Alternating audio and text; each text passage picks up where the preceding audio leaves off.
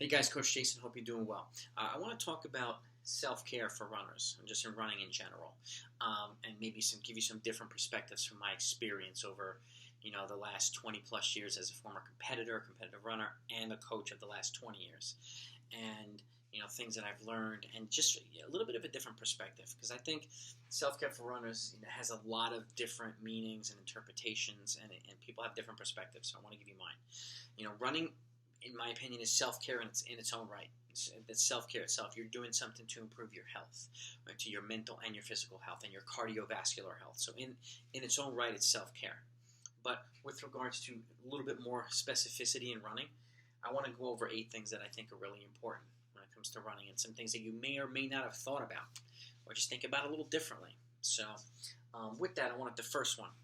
Number 1, balance. What do I mean by that? Well, depending on what you're training for, it's important to consider your lifestyle, your schedule, how much time you have, available to train, how serious you want to take it, what are your goals, are they short-term, are they long-term, whether you have a family, a long hours job, it's important to balance these things, okay? It's about balancing life and training and sleeping and everything. So something to keep in mind too, and I would encourage you to build your training around your lifestyle and how much time you have available or are willing to allocate, and being consistent with it is important.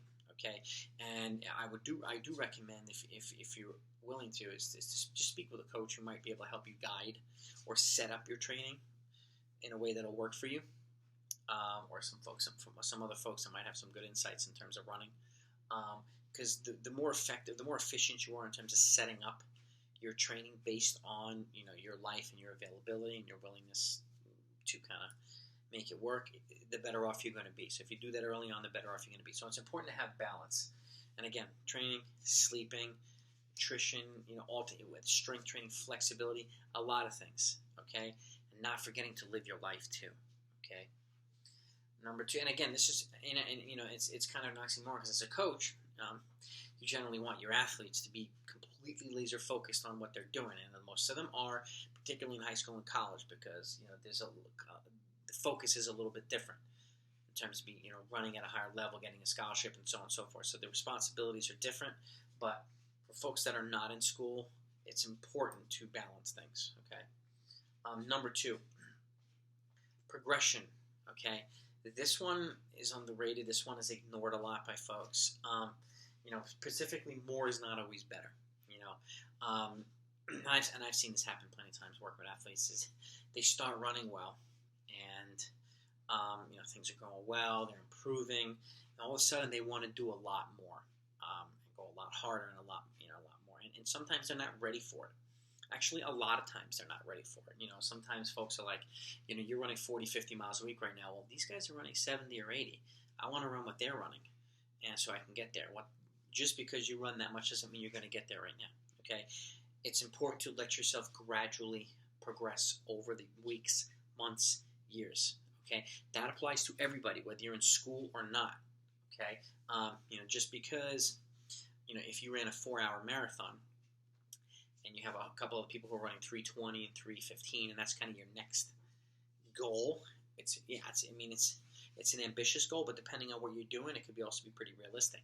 But how you progress from one thing to the next is very, very important. And that goes, and again, it ties into balance. Giving yourself the opportunity to rest, to train, to gradually build things. The last thing you want to do, and I tell this to my athletes, and I practice this, in my training, in my programs, is you don't want to increase volume and intensity at the same time. Okay, that's one of the last things you want to do, because it puts you at risk of being sick or injured, or potentially both. That's the last thing you want to do. So it's small steps over a long period of time that'll help you get to either to your goal, or close to your goal, or past your goal. But it's important to take the steps, and it's important to take them in the order that allows you to do these things. Okay, will you sometimes progress much faster? Yeah, it happens. But training, at the appropriate pace ranges and other things, and I speak to this in a lot of my other videos, doing the right things on a regular basis will put you in a position to progress the way you should. Doing too much, too soon, to this can stop your progression, can actually cause regression. And that's the last thing we want. Okay, so that's number 2. Number 3, eat food and hydrate. Now, what do I mean by eat food? And again,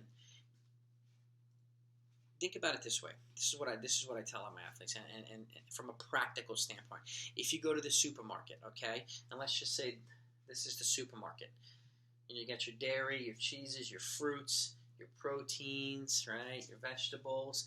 The majority of what your body needs is on the outside of the supermarket, with the exception of a few things. The majority of stuff that your body does not need is in the aisles, also with the exception of a few things. Okay, so food, and I don't mean get obsessed with supplements and this and that, because some folks want to do as much as they possibly can, and I appreciate the effort. But I also tell you guys are human beings, you're people. Okay, it's okay to have a cheat day or a cheat meal. And again, eating food, when people start running more and so on and so forth, that doesn't mean eat a ton more. That doesn't mean or if somebody's eating more, it doesn't mean run a whole bunch more to kind of offset. They're kind of unproductive habits. I want to keep you in the habits of eating regular food. If you eat a balanced meal, you're going to be fine. Okay, if you hydrate along with it on a regular basis, you're going to be fine. Yes, I think drinking water is a good idea on a regular basis every single day to keep your body flushed out. Okay, and eating food, particularly after you run or work out, to kind of speed up the recovery process, and eating the right fuels at the right times. Okay, as the longer races you get, the different, the balance of the composition of the type of food that you eat changes. The longer the races get, the more carbohydrate reliant they become, but that doesn't mean to ignore proteins or fats. You need those. You need proteins for muscle repair. You need fats for fuel burning. So you need these things on a regular basis. And if you have a balance, if you have a nice colorful plate with some lean proteins, some vegetables, and some other things, you're going to be fine. Okay. If you eat some fruits and vegetables every day, and I'm not of the opinion that you have to eat a certain amount in grams. You have to measure everything out and so on and so forth. If you want to do that, that's up to you. But in my experience, I want my people to feel like normal people. Okay. I try not to encourage them to become robots and stuff like that. So eating food and hydrating in a very practical way is, I think, a good thing to consider doing. But again, you do what you feel is most appropriate for yourself, for your health, and your future. Particularly if you have dietary needs, if you're gluten intolerant and so on and so forth, you have to make adjustments, obviously. Number 4, enjoy the process and the activity. Okay. This is important too. Getting out there, just enjoying the run, enjoying the scenery around you. And if you have a structured training program, and I tell my athletes this too, embracing the pain, embracing the process. Okay, you have 2 choices. You can say, okay, I'm going to hit this today. I'm just going to focus for the next hour or so and get this done and do this, or you can focus on not doing it. So, and put yourself in a position to kind of not mentally be there when you need to be there. And if you're training for a longer race like the marathon, this type of stuff, mental focus, becomes that much more important because you're staying focused for a longer period of time. Your runs, your workouts, and so on and so forth. Focus becomes really, really, really important. Is it easier when you have training people around you? Yes, obviously. But that said, still enjoying the process or enjoying the activity. Something that's going to be helpful if you're doing stretching. A good thing to complement your running.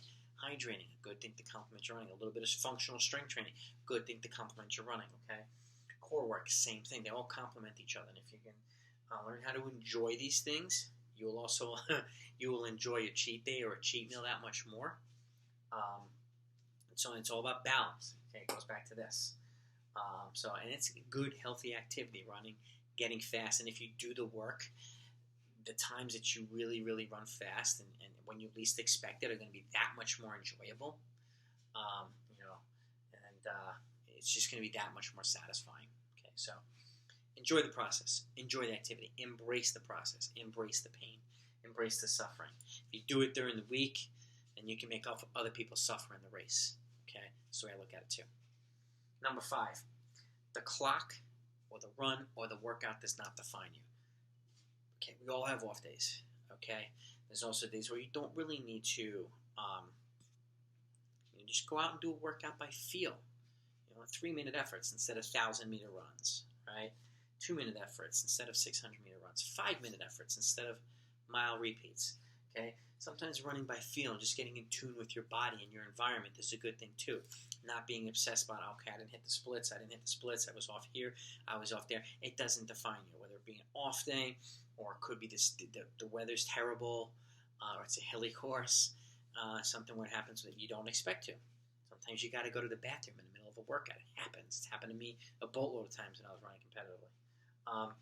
Don't let it define you. Don't let a bad day define you. Just move on from it, scratch it off, shake it off, and just keep moving forward.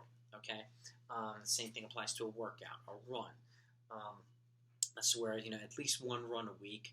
It would be good if you can to just put the watch away and just go out. Run a half hour, run this, run that. And I get if you're training for something specific and you're within a block of training, okay, things might be a little bit more structured, which is totally fine. But even on a short, easy day, just go out and run by feel. If you want to follow your heart rate, fine. But just get out and enjoy the process. Enjoy the weather, enjoy the soft grass, and don't get obsessed with the splits or the times and so on and so forth, because it's not always the most effective thing. Sometimes it's okay to go easier, and sometimes you'll run faster when you feel good. It's just a part of the process. Okay. Number 6, embrace sleep. Okay, train hard. That's why I call it train hard, rest hard. Okay.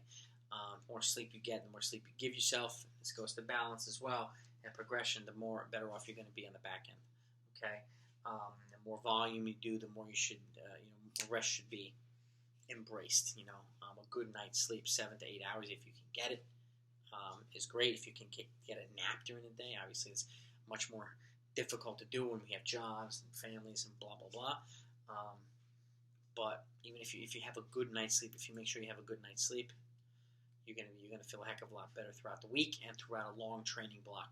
Last thing you want to do is feel fatigued and be worn down 6 weeks too early because you didn't sleep enough. And something about sleep too, keep in mind, if you don't sleep for the beginning of the week, like the first 4 days, you have not good night's sleep, overloading sleep 2 days before a hard workout or 2 days before a race is not going to make up for what you lost. Okay, so balance with regards to sleep is important too. If you're sleeping well and sometimes you have a hard time sleeping the night before a race, it's not as negatively affecting as the other way around. You can't make up the sleep that you lost. Okay, it just doesn't work that way. It's consistent. It's balanced. Okay. Number 7, focus on yourself on occasion.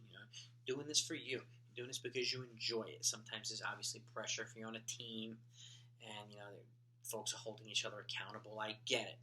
Okay, and I appreciate that, and it's important. But at the same time, focus on yourself, with regards to sleep, with regards to eating. You're doing the things for yourself to make you feel as good as you possibly can for as often as you possibly can. Obviously, you want to feel good every day, but that doesn't always happen.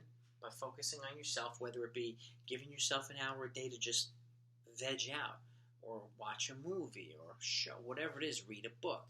Time to yourself every day, if you can get it, is a really, really good thing. Okay? Helps keep your kind of stress levels a little bit lower, okay? And again, focusing on yourself is self-care, okay? It doesn't always have to be a physical activity. Rest is just as important as the activity, okay? Or chilling, like making yourself a meal, having quiet time. Whatever it might be that works for you, don't neglect yourself and your happiness either, okay? And number 8, running and training can be therapeutic, okay? Not only is it a good, healthy activity, obviously, but it says a lot. It does things for self-esteem, your confidence. If sometimes if your goal is to look better, to lean out, lose weight, running does that too, obviously, as well as other components of training as well. But it can be therapeutic. If you have a bad day at work, just getting out there for a run. The endorphins that you can create, it's its own drug, okay? Running is a drug in itself, and it's addictive once you get used to it, but it's a good drug, okay?